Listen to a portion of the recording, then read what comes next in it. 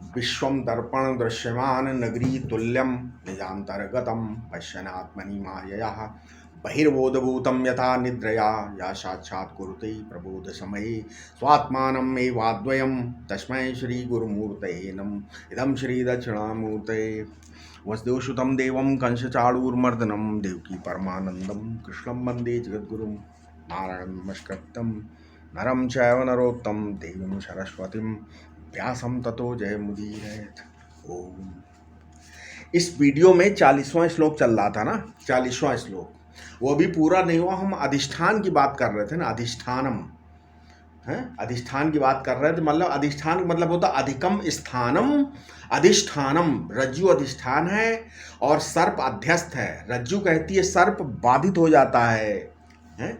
रज्जु में एक बार सर्प का भ्रम होता है तो दूसरी बार डंडे का या भूमि में पड़ी दरार का। इस प्रकार इंद्री मन और बुद्धि रहती है, काम बाधित हो जाता है। एक बार एक कामना तो दूसरी बार दूसरी कामना। इंद्रियों के द्वारा अनुभूत विषय में ही इच्छा होती है, नितांत जो अनुभूत विषय नहीं उसमें इच्छा नहीं होती। अज्ञात के विषय में इच्छा नहीं होती। प्रिय रूप में वस्तु का ज्ञान पहले होगा तब उसे पाने की इच्छा होगी। अप्रिय रूप से वस्तु का ज्ञान पहले होगा तब उसे छोड़ने की इच्छा होगी। ये दोनों इच्छाएं काम हैं, समझ में आया? दोनों इच्छाएं काम हैं। ठीक। इसीलिए बोला एतैर विमोह यत्तेष।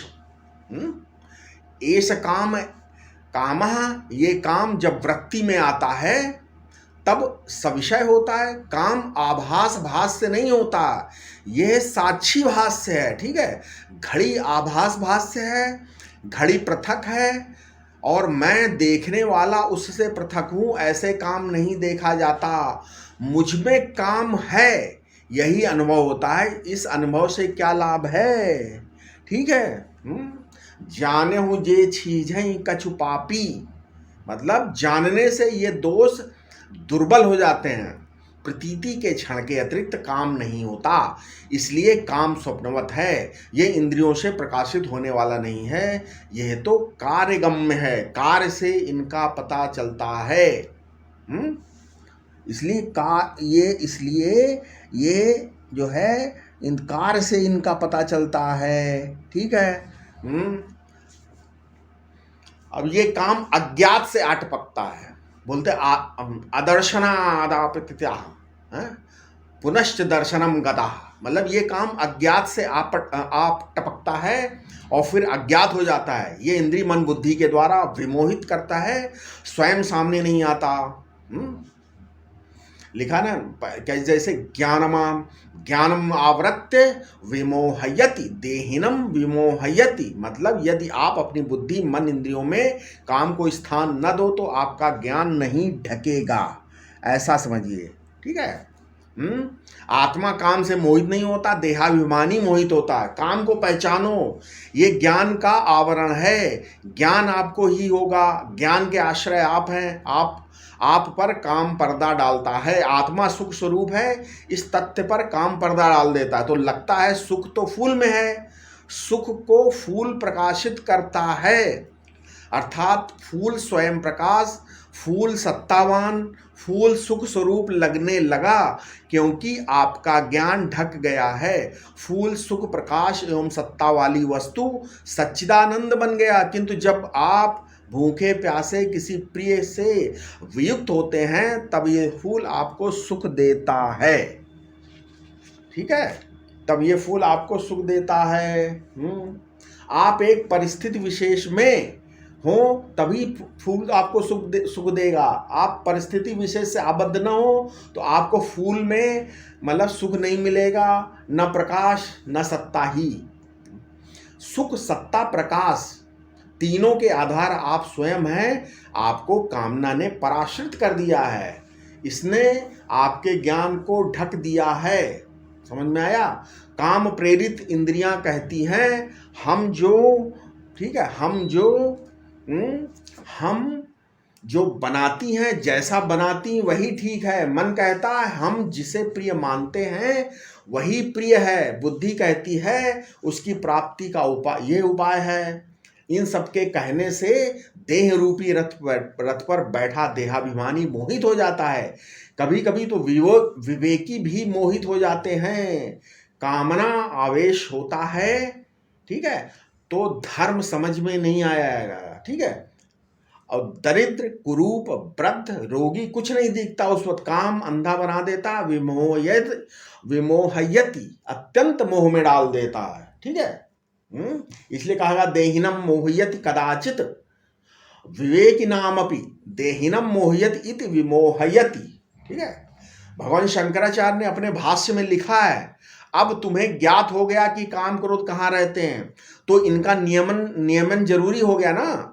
योग दर्शन में व्यास भाष्य में लिखा है, योग दर्शन के व्यास भाष्य में लिखा चित्त नदी उभयतो वाहिनी वहति पापाय वहति पुण्याय चा। ये चित्त रूपी सरिता नदी क्या करती है, दोनों ओर बहने वाली है। ये क्रोध कभी पाप की ओर तो कभी पुण्य की ओर बहती है, ठीक है। इसमें एक और बांध बनाकर दूसरी ओर नहर निकालना आवश्यक है। नहर नहीं निकालोगे बांध बनाकर तो नदी बांध को तोड़ देगी। बांध बहुत दृढ़ बनाओ तो उसके ऊपर से बह निकलेगी। यदि नहर है और जल नियंत्रित तो इसकी धारा को हम मोड़ सकते हैं, ठीक है। नियम का अर्थ मारण नहीं है, कामनाएं रहें लेकिन मर्यादा में रहें, ठीक है। वाणी को नियंत्रित करो, मन को नियंत्रित करो, सब इंद्रियों को नियंत्रित करो, बुद्धि को नियंत्रित करो, फिर क्या करो, फिर जन्म मरण के मार्ग में नहीं भटकोगे। आत्मा नहीं भटकती, इंद्रियां मन बुद्धि भटकती है। इनसे तादात्म्य करके आत्मा अपने को भटकाता रहता है, अतः इनको नियंत्रित करने की बात कही गई है, ठीक है। अब आगे 41वां श्लोक है, ठीक है। आगे 41वां श्लोक क्या है, 41वां श्लोक ये है कि तस्मात्त्वं इंद्रियाण्यादो नियम्य भरतर्षभं पापमानं प्रजहि योनम ज्ञान विज्ञान नाशनम। मतलब क्या हुआ इसका अर्थ ये हुआ कि अतः हे भरत श्रेष्ठ, पहले इंद्रियों को वश में करके तुम ज्ञान विज्ञान का नाश करने वाले इन पापी काम को मारो। मतलब सामान्यतः ज्ञान विज्ञान शब्दों से शास्त्रीय अथवा सांसारिक वस्तुओं के ज्ञान समझे जाते, किंतु यहाँ ज्ञान से शास्त्र ज्ञान और विज्ञान से अनुभव ज्ञान ग्रहण करने चाहिए, क्योंकि ये साधन संबंधी प्रकरण है।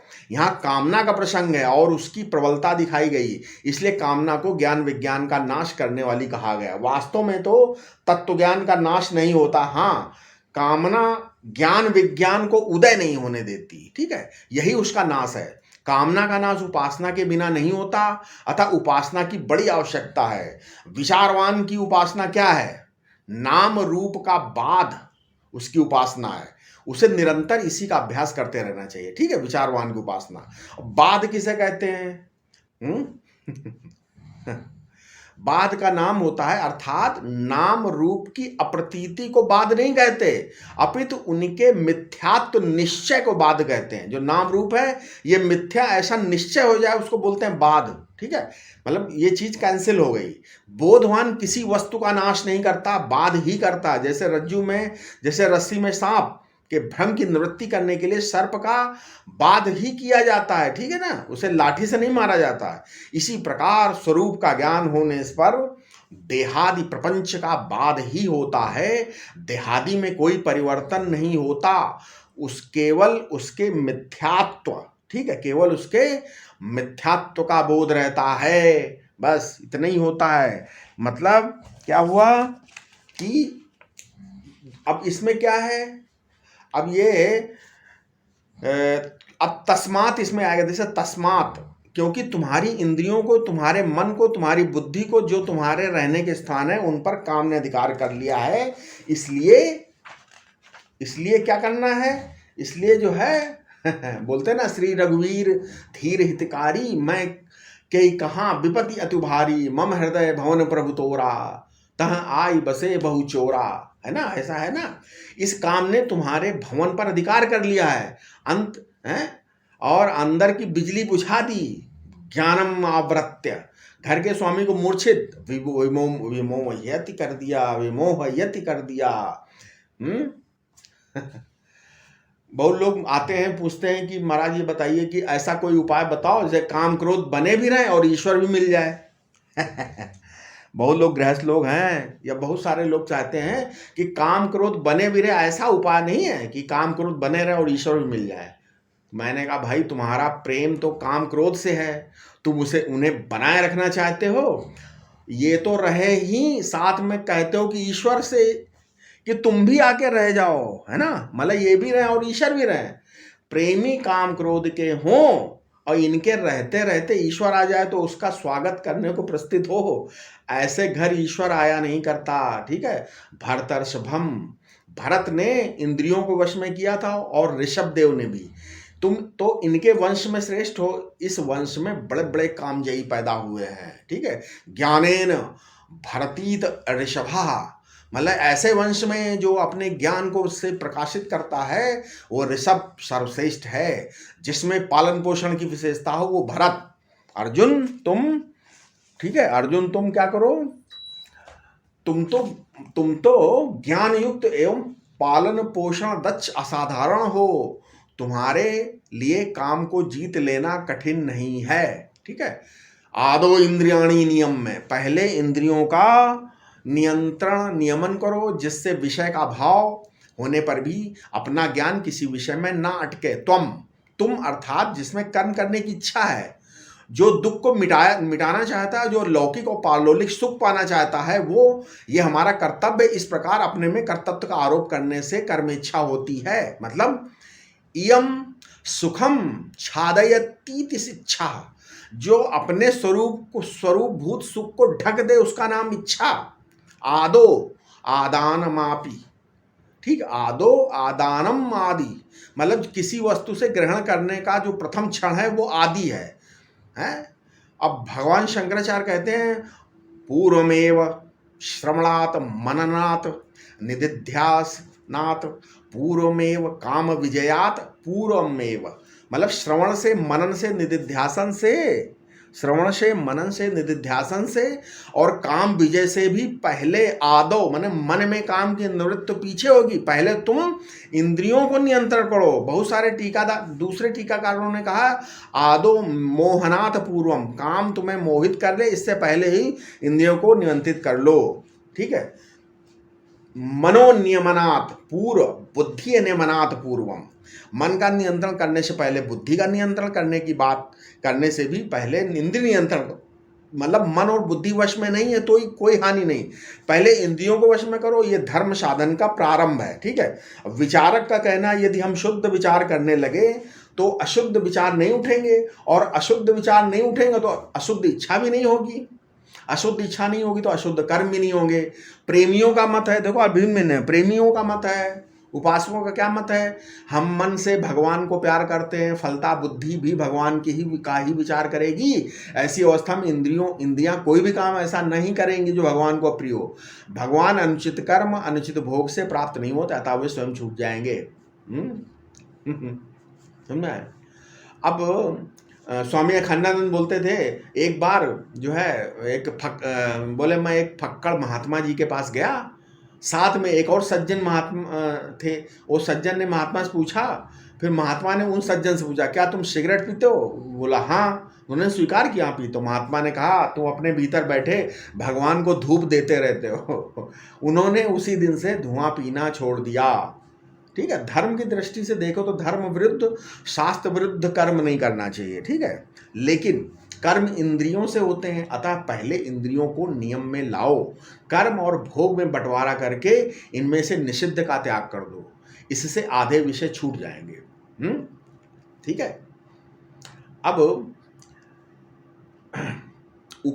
होता क्या, मनुष्य को जीवन में मर्यादा ग्रहण करनी चाहिए। पशु पक्षी वृक्ष के जीवन में स्वाभाविक मर्यादा होती है, ठीक है, लेकिन मनुष्य के जीवन में मर्यादा नहीं होती है। ठीक है, अब स्वस्थ देहे बुद्धियास, मतलब स्वस्थ शरीर में बुद्धि का विकास होता है।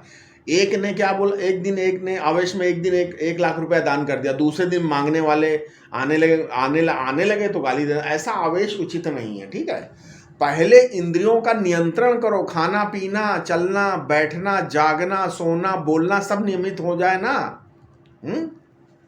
जैसे हमने बताया कई बार कि मेरे गुरुजी थे, हैं, वो सुबह उठते थे, आप घड़ी देख लो उस वक्त तो ठीक 4 बजे होंगे सुबह। तो जब इसी तरीके इतने नियमित थे उनका जीवन, मतलब 86 वर्ष के 80 85 86 वर्ष की उम्र में भी 4 बजे करेक्ट उठते थे।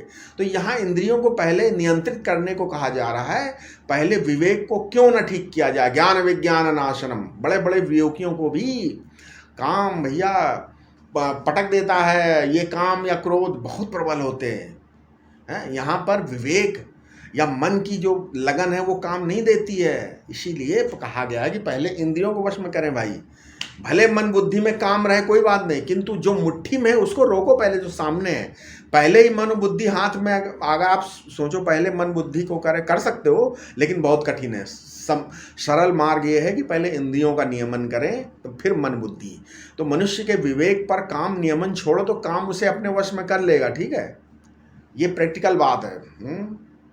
अब एक कथा आती, भगवान व्यास ने लिखा है, एक कथा है कि उन्होंने बोला कि माता बहन बेटी के साथ भी एकांत में एक आसन पर ना रहें।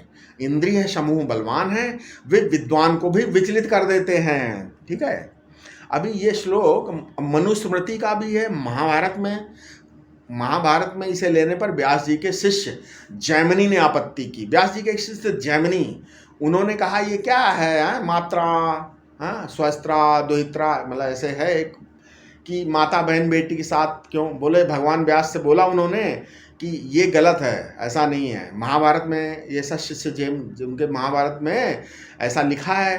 तो उनके शिष्य जैमिनी थे व्यास जी के, उन्होंने बोला ये पिछड़ेपन की बात है, विद्वान के लिए इस प्रकार सोचना ठीक नहीं है। भगवान व्यास योगी थे, तर्क करके शिष्य को समझाना उन्होंने ठीक नहीं समझा। उस समय बात को टाल दिया, कोई बात। रात में आंधी चली और वर्षा होने लगी। अब रात में आंधी चली, कुटिया आंधी बरसात होने लगी। कुटिया के बाहर एक नई युवती भीगती हुई वन में जैमिनी की कुटिया में आ पहुंची। उसने रात्रि के लिए कुंडी खटराई। जैमिनी से आश्रय मांगा। जैमिनी बोले तुम कुटिया में रहो, हम रात्रि में बाहर रह लेंगे, कुटिया भीतर से बंद कर लो, रात्रि में खोलना मत। युवती ने ऐसा किया। रात्रि में जैमिनी के मन में काम आ गया, कुटिया का द्वार खुलाना चाहा, और जब वो नहीं खुला तो छप्पर पर चढ़ गए। ठीक है, छत पे, और छप्पर तोड़कर नीचे कूदे, तब युवती बने। जैसे ही उसने युवती ने अपना जो है अपना वस्त्र, जैसे अपना घूंघट या अपना जो है ऊपर से अपनी साड़ी हटाई तो देखा दाढ़ी, बड़ी बड़ी दाढ़ी, बड़े बड़े बाल, भगवान व्यास उनके रूप में प्रकट हुए। जैमिनी चरण पे गिर पड़े और उन्होंने स्वीकार किया कि व्यास जी का श्लोक ठीक है। ये क्या, कौन सा श्लोक था, हमने बताया ना था कि मात्रा स्वस्त्रा दुहित्रा वाना विविक्तासनो भवेत बलवान इंद्रिय ग्रामो विद्वांसमपि करशति। कहने का मतलब माता बहन बेटी के साथ भी एकांत में एक आसन पर ना रहें, ये इंद्रिय समूह बलवान है, ये विद्वान को भी, ऐसा ये श्लोक है। उन्होंने स्वीकारा जैमिनी जी ने कि नहीं भाई ये श्लोक आपका सही है। काम विवेक को दबा देता है और प्रियता को भी। जीवन को ठीक मार्ग पर रखने वाली वस्तु धर्म है। अतः 5 बातें जीवन में चाहिए। हमने कई बार बताया, कष्ट सहने का थोड़ा अभ्यास हो, चाहे मानसिक हो चाहे शारीरिक। पवित्रता को समझ लो, शरीर से दूसरा क्या है, पहला तो कष्ट सहो, दूसरा क्या है, पवित्रता होनी चाहिए। शरीर से जो कुछ निकलता है, मलमूत्र, कफ, पसीना, नख, केश, रक्त आदि सब क्या है, ये अपवित्र है। मतलब शरीरम शुचिम विदुः, शरीर ही अपवित्र का खजाना है। वन भूमि पवित्र होती, मनुष्य ही जलवायु, पृथ्वी और अग्नि को अपवित्र करता है। ठीक है, इसलिए शरीर से निकली सारी धातुएं अपवित्र हैं। पहले किसी को मान लो, जब पहले ज़माने में हमने देखा है, कई जगह पढ़ा हुआ है कि पहले जब स्वप्न दोष होता है तो क्या होता है, स्नान करके वो 1000 गायत्री मंत्र का जप करना आवश्यक मानता था। ऐसा नियम हो तो मन में दुर्वासना कैसे आएगी, आप खुद समझो। इसलिए पवित्रता का अभ्यास करो। तीसरा, आप स्वाध्याय ठीक रहे। हाँ, आप आजकल की पत्र पत्रिकाएं, उपन्यास, अब आजकल तो YouTube आ गया, उसमें क्या देखना है, क्या उन करता है, तो उन्हें पढ़ते हैं या देखते हैं तो मन में सोए हुए बुरे संस्कार जागते हो। अध्ययन और देखना जो भी है टीवी वगैरह, ये उत्तम होना चाहिए। ठीक है, कहानी पढ़ना ठीक है, महाभारत पढ़िए, रामायण पढ़िए, पुराण उपनिषद, दूसरा धार्मिक आध्यात्मिक साहित्य पढ़िए। चौथा क्या है, वर्तमान स्थिति से मन में असंतोष मत जगाइए। जैसी स्थिति है आपकी, ठीक है, उस स्थिति से असंतोष नहीं होना चाहिए। पांचों, प्रतिदिन थोड़ा बहुत तो भगवान नाम जप, पूजन, ध्यान जो भी करना है वो करिए, जिससे चित्त जो है स्थिर हो और उसकी रुचि अध्यात्म में हो। ये 5 नियम, इनको क्या बोलते हैं? तप, जो हमने बताया, पहला तप, दूसरा शौच, तीसरा स्वाध्याय, चौथा संतोष और पांचवा ईश्वर प्रणिधान। ठीक है, ये ऐसा ईश्वर प्रणिधान। अब इसमें देखा, इंद्रियाणी नियम में, इंद्रियों को नियम में लाइए। यहाँ इंद्रियाणी बहुवचन है, आगे भी लिखा है बलवान इंद्रिय ग्रामा आए हैं। तात्पर्य है कि सब इंद्रियों का नियमन करना है। अब एक महात्मा थे, उन्होंने अपनी वाणी को रोक दिया, उन्होंने व्रत लिया कि मैं बोलूँगा नहीं, मौन हो गए। किंतु वो बहुत, फिर जब मौन हो गए तो हाथों से वो लिखना प्रारंभ किया, कुछ ना कुछ हमेशा लिखते रहते थे, तो खूब लिखते थे। इससे काम क्रोध वश में होगा? नहीं होगा भाई, केवल मौन का पुण्य मिलेगा। हाँ, पुण्य मिलेगा मौन का, इससे मन पर विजय नहीं होगी। एक मार्ग बंद आपने किया, दूसरा तो खोल दिया। जीभ से आप मौन रहो, पर चाहे जो खाओ, नेत्र से सिनेमा, हाथ से आप जो है पत्ते खेलो, है ना, ऐसे मन वश में नहीं होता। काम क्रोध को वश में करना चाहते हो तो एक इंद्रिय को रोककर शेष अन्य इंद्रियों की छुट्टी देने से काम नहीं चलेगा। ठीक है, इसलिए गीता में दूसरे अध्याय में लिखा, विषया विनिर्वन्ते निराहारस्य देहिना रसवर्जम रसोऽप्यस्य परम द्रष्टवः निवर्तते। दूसरे अध्याय में 49वां श्लोक था। दूसरी सब इंद्रियों को जीत लेने पर भी पुरुष जब तक जितेंद्रिय नहीं है, जब तक जिह्वा को नहीं जीत सकता, स्वाद को जीत लेने पर इंद्रियां जीत ली गई। निराहार रहने, उपवास करने से सब इंद्रियां विषयों से उपरत हो जाती, किंतु जीभ को छोड़कर उपवास करने वाले की जीभ में स्वाद लोलुपता और बढ़ती है। अतः भोजन वश में होना चाहिए। ठीक है।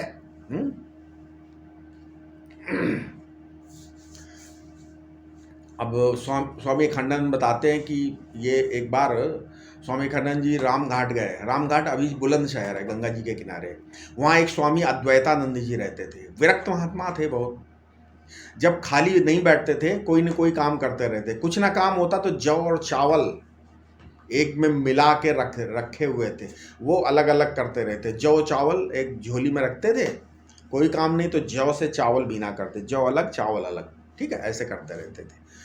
ठीक है, कहने का मतलब है कि उन्होंने बताया कि क्यों करते हो। उन्होंने बोला ऐसे इसलिए, जैसे चक्की में जो अन्न डालते हैं उसी का आटा निकलता, वैसे ही मुख में जो ग्रास डाला जाता है उसी का रस जब इंद्रियों में से निकलता है। यदि भोजन में हमारा नियंत्रण हो तो हम सब इंद्रियों की क्रियाशैली के नियमन में सुविधा होगी।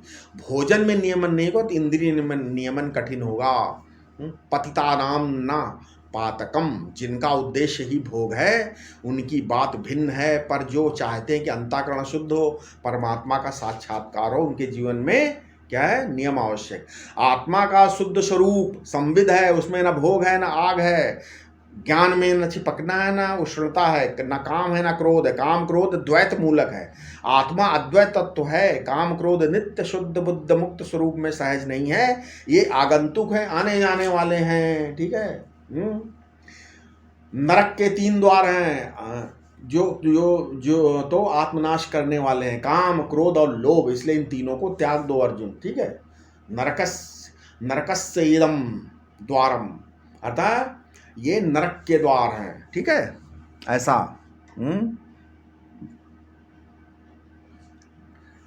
अब पापनानम प्रजय, जैसे अब इस दुष्ट का संग छोड़ो।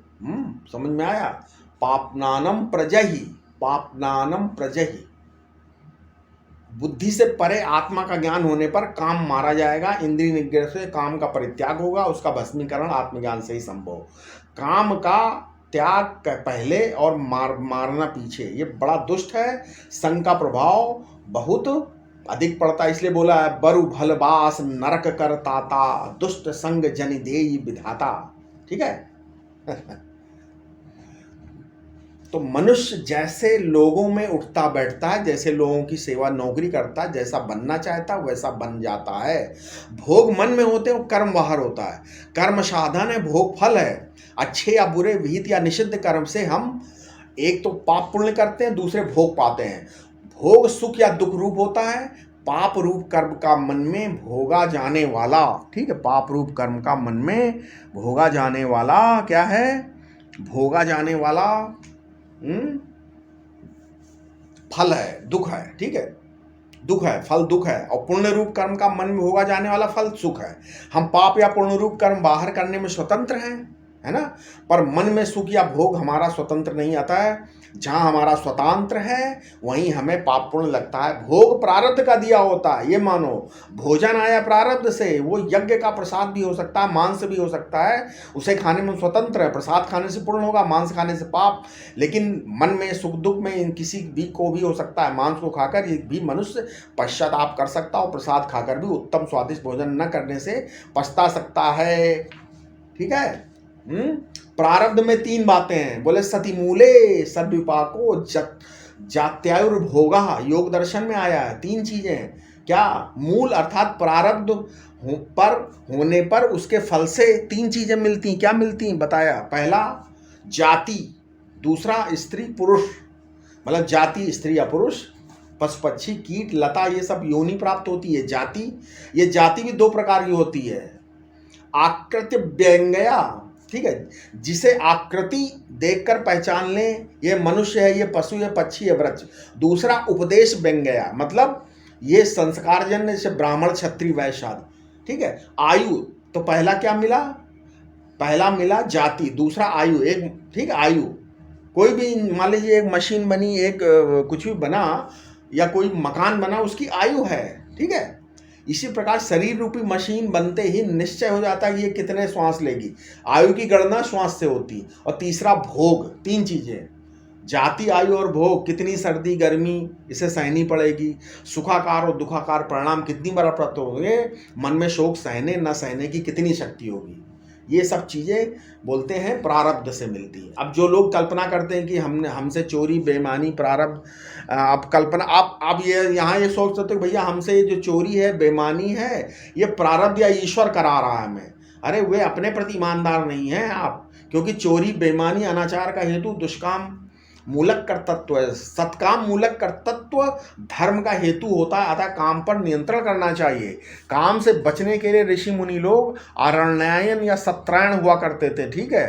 अरण्यायन का मतलब अरण्य अर्थात जहां रण संघर्ष नहीं रहता, ऐसा वन ये दुष्कर्म से निमित्त से बचाता है। दूसरा सत्रायण, सत्संग में ही रहना, जहां अच्छी अच्छी बातें ही सुनने को मिले, ये सद्बुद्धि देता है, ठीक है। शतपथ ब्राह्मण में काम नाश के लिए 5 उपाय बताए गए। पहला अरण्यायन, सत्रायण, अनाशकायन, इष्ट, तत्व। इनमें से 2 की परिभाषा ऊपर में बता दी, अरण्यायन सत्रायण। अब अनाशकायन क्या है? जिस वस्तु का नाश नहीं होता उसमें स्थित हो जाओ, अर्थात ब्रह्मायन बन जाओ। अन्न प्लस आकाशकायन, मतलब अर्थात अनाहार में निवास करो, तप त्याग वैराग का जीवन व्यतीत करो, ठीक है। इष्ट, पुत्र के लिए, समाज की अगली पीढ़ी के लिए, हित के लिए कुछ ना कुछ करते रहो। इष्ट, दत्त, दान करो।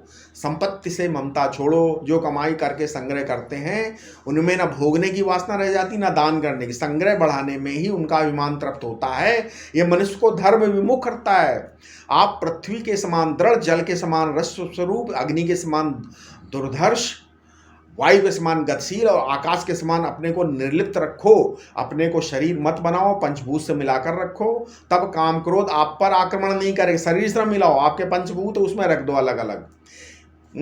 एक बच्चा खेल खेल में चोरी करता, आग लगाता, बच्चे को खेलने में से नहीं रोका, किंतु चोरी आग लगाने का स्वभाव उसको छुड़ा देता है, ठीक है। इसी प्रकार इंद्रियों का नियमन किया जाता है, उनका विषयों की ओर जाना नहीं रोकना, असत विषयों में जाने की प्रवृत्ति छुड़ानी, ठीक है। पापमानम प्रजहि योनम, ये बात कितनी महत्व की है कि दोबारा कही जा रही है। पहले भी काम क्रोध को महाशनो महापाप्या कहा है, अब काम हमारे अच्छे गुणों का नाश करता, अतः पापी है, ठीक है। समझ में आया? अब इसके आगे क्या है? इसमें अब एक मनुष्य में ईश्वर की प्राप्ति की इच्छा हुई, फिर व्यभिचार की इच्छा जागृत हुई। इन दोनों इच्छाओं में विरोध है। एक इच्छा आत्मज्ञान प्राप्ति की, एक समाधि लगाने की, और एक हीरे चुरा लेने की। इनमें विरोध है। ईश्वर प्राप्ति की इच्छा पहले तो काम, सांसारिक सुख भोग पदार्थ पाने की इच्छा का उदय ही नहीं होने देती। उदय हो भी गया तो काम दबा देता। अतः ज्ञान विज्ञान की इच्छा को उदय ही न होने दें। ठीक है, आप जो कुछ चाहते हैं वो यदि इच्छा, ठीक है, गाढ़ हो जाए तो आप उसी में तन्मय हो जाते हैं। आप काम के हृदय में जड़ की इच्छा जगाकर आपको जड़ के साथ तन्मय कर देता है। आप ईश्वर विषय कामना करते हैं तो ईश्वर तो अंतर्यामी है। जब मन जड़ की ओर भागेगा, नहीं जाएगा, वो जड़ के संचालक की ओर जाएगा। भगवत भक्ति की इच्छा अंतर्यामी चेतना की ओर ले जाती है। अन्य जड़ वस्तु व्यक्ति विषय की इच्छा काम है, काम ही संसार में ले जाता है। ठीक है, बाह्य विषय की इच्छा में ही पाप पुण्य का संबंध है। ईश्वर विषय की इच्छा में पाप पुण्य का संबंध नहीं है। अन्य रूप में चेतन को पाने की इच्छा का नाम भक्ति है।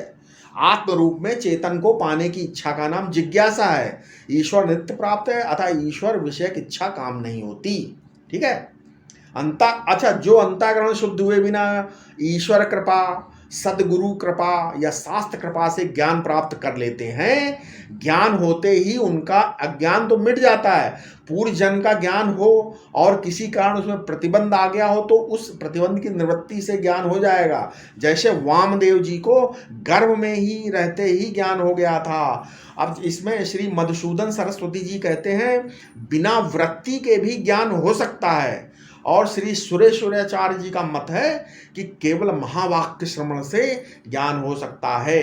ज्ञान कैसे भी हो किंतु उसे होना चाहिए अज्ञान का निवर्तक। अंतःकरण में किंचित अशुद्ध शेष हो तो भी ज्ञान से सद्दो मुक्ति हो गई। लेकिन ऐसी अवस्था में जीवन मुक्ति के विलक्षण सुख में बाधक विद्यमान रह जाता है। वो जीवन मुक्ति के विलक्षण सुख का बाधक ज्ञान विज्ञान का नाशक कौन है? वही काम क्रोध है। ठीक है, इसके आगे हम अपने अगले वीडियो में बताएंगे। कृपया इस चैनल को सब्सक्राइब करें और लोगों तक पहुंचाएं। ठीक है, ओम शांति शांति शांति।